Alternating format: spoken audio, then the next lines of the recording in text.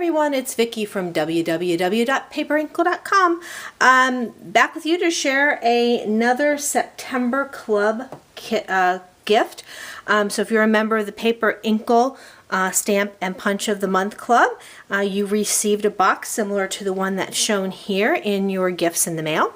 Thanking you for being a member. So let's get started on how we make this great little Halloween box. So first, what we're going to do is make the paper rosette. And to do that, I have used our Biggs Designer Rosette die. If you don't have the die, you can cut a strip of paper about 1.5 inches to 2 inches, just depends on how wide you would like it. By 12 inches, you'll need 2 strips of those. And what you would do is you would score every 1/2 inch to get a look very similar to this. But I'm going to show you how to do it with our die, which makes it quick and easy. I'm going to move my Big Shot over here. I'm going to get my 2 plates, slide one on the bottom, put my Big Shot die on the top, and then what I'm going to do is take my 2 pieces, and this is actually our sweater weather paper. I'm actually have one cut out to show you how to make the trick-or-treat box, and so I thought I would go ahead and cut out some sweater weather, since that's going to be fun for a Thanksgiving themed or fall themed wreath. You can see if you can see that, the pointed edge here, I'm going to do a pointed edge just for that look. The one that I showed you earlier had flat edges. That's what it would look like if you didn't have something like this. And then there's also a curled edge. It's entirely personal preference, which you would like to do. I'm going to go ahead and make sure that I line these 2 pieces of paper up the best that I can. And I'm going to get it as straight as I can and make sure that I am covering all of those points. So put my sandwich there right down on top, and then I'm going to just crank it through. And you'll see what it cuts out are 2 strips with the pointed edge. And then there'll be embossed grooves in the center, so that you can fold it and make a rosette. So you can see the embossed grooves that are on here, and you would simply fold it up. What I'm going to do is flip over to a piece that I already had cut. I'm going to use 2 pieces, and I'm going to have it be the, I want to show the newsprint side of this for the project that I'm doing now. So I'm simply folding it just like an accordion. Trying to keep it as even as I can. If it comes out a little bit uneven, that's okay. It doesn't really matter. You can simply trim it up at the end, and this one does look like it's a little bit uneven. And then what you're going to do is take a piece of sticky strip, because you want to adhere this into one big circle. So what I'm going to do is I'm going to take a piece of sticky strip, and I'm going to put it along the one edge of my 1 piece of paper. And I'm using sticky strip just because it really holds tightly, and that's important for this edge because you don't want your rosette to pop apart as you're trying to make it. Peel off the sticky strip, and then what I'm going to do is adhere these together, matching them up the best that I can, and continue to fold, so that I have my accordion all the way around. And then I'm going to do the same thing, my end piece. I'm going to take the piece that's creased, put a little piece of sticky strip on the inside,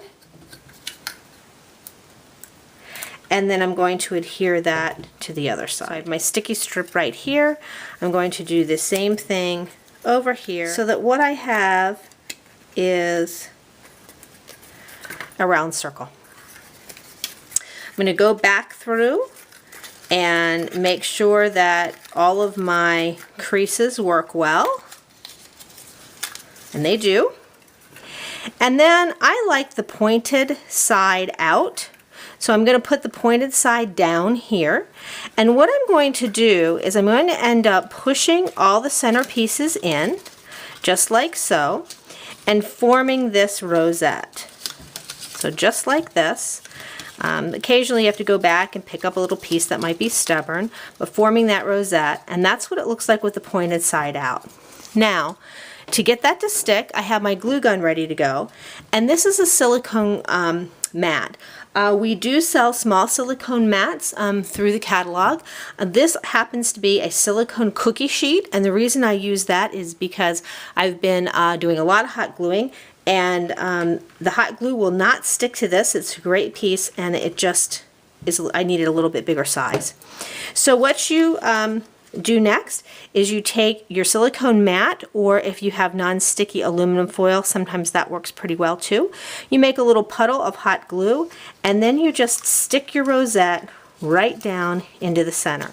And you'll feel that it stays pliable for a little bit so that you can get it to be as tight or as loose as you'd like. So for whatever look you would prefer. And then you're just going to hold that there for just a few seconds and let that harden. Now while that hardens, I'm going to go ahead and make the design in the center. I have already stamped on StazOn jet black ink the owl in the tree from the Best of Halloween, which is our Best of 25 years from the Best of 25 years stamp collection. And if you have purchased that, you'll notice you get a Best of 25 years stamp collector's card.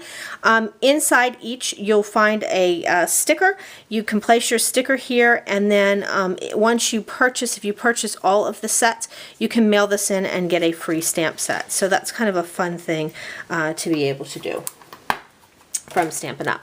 Oh, I wasn't paying attention and my thing came apart a little bit.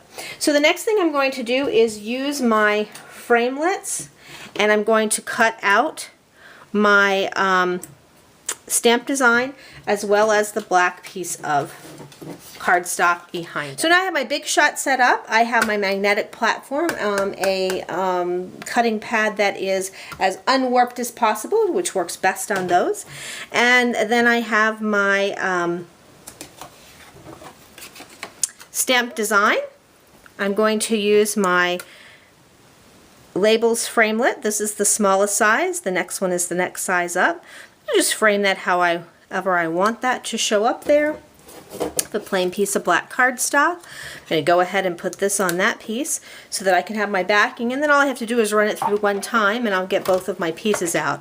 It's great with a magnetic platform because it's not going to move.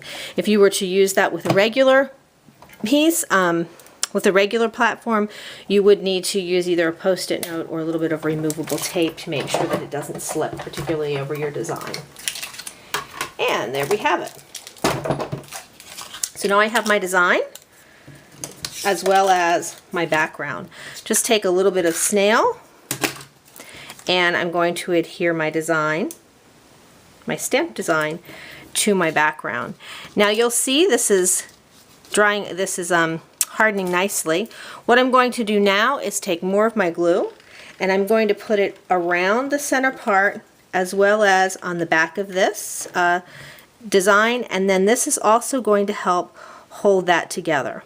So I'm just going to press that down, and it will help me to hold that together. Now while I let that harden, we're going to make the box. So what we're going to use is the holiday boxes with the window. They're the holiday window boxes. These are great if you want to just put a cookie in it. You can just put a tag on it. They're already decorated. They look fantastic like that. But we're going to dress it up even just a little bit more. What I'm going to do is take a 4x4 sheet of my Halloween Designer Series paper, and I'm going to adhere that over top of the box. So it doesn't really matter. I'm just putting some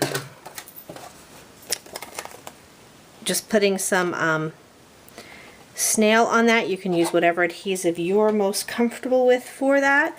And I'm going to go ahead and adhere that to the top of the box. I'm going to open up my box here because the next thing that I'm going to add is just a little bit of a banner. Now what this is 1.5 inches by, let me see, I think it's 1.5 by 5.5 inches. And again, it's another piece of Coordinating Designer Series paper. And what I did was just cut it out. You can either, again, to make the little flag tip, you can just fold it and snip, or you can use the corner of your square punch to be able to just make a nice even banner at the bottom. I'm going to go ahead and just adhere that to the center. Just lining that up best that I can. I've got lines on here, so that's good. Lining that up the best that I can to try to center that. And then I'm going to just fold the banner down like this so that when the box is folded, it just makes a cute little edge there. And at this point, my rosette should be done. It lifts right off of that silicone mat, which is fantastic. More glue, more hot glue on the bottom of this. And that is how I'm going to adhere it to my box. And there you have it, a cute, creative Halloween treat box. So I hope that you enjoyed the one you received in the mail and look forward to seeing what you make. Have a great day.